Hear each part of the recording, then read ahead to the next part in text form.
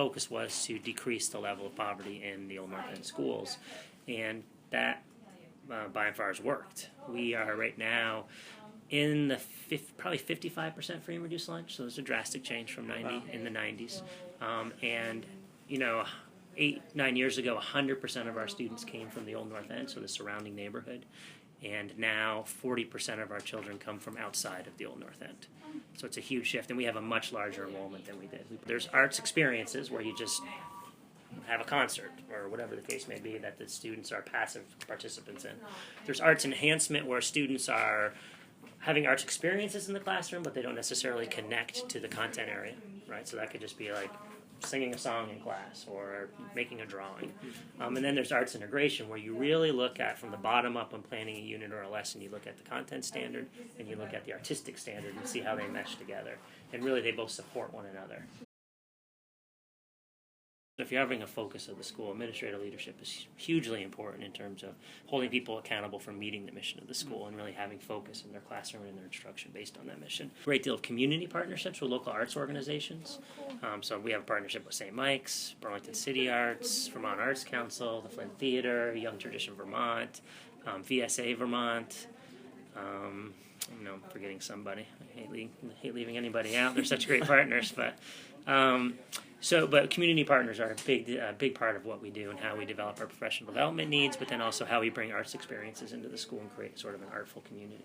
So teaching artists go in, learn about arts integration here. So it's providing that arts connection for our classroom teachers to learn more about the artistic skills. And so they'll have like a 6-week time with just the one of the art specialists, and they rotate through the grade levels.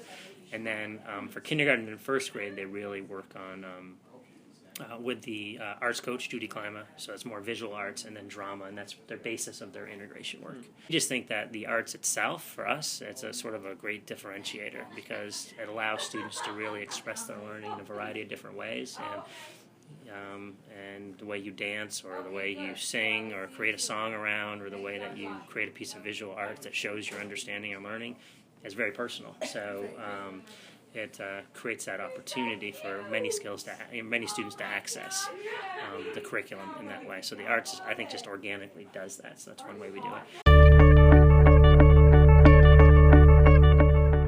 The two magnet schools are like linked with each other, because like SA is all about social justice and like sustainability, and then like integrated arts is like still about the arts, but like also like takes into account like its diversity and like the social movements with that. And it was just such like a warm environment. Yeah, I really liked how they were really welcoming, like when they first came into the office. And like every student basically got a hug, and it was just amazing. That was great. And then in the other classroom there was a board about inequalities too. So cool. And every like a social justice. Every sign had a ton of languages on it. Like first of all, the bathroom. I've always seen like Spanish and English, but there was like 12 languages on them. And there was a sign that said greetings in all the languages too when you first walked in. That's awesome. Like it really makes the kids feel welcome.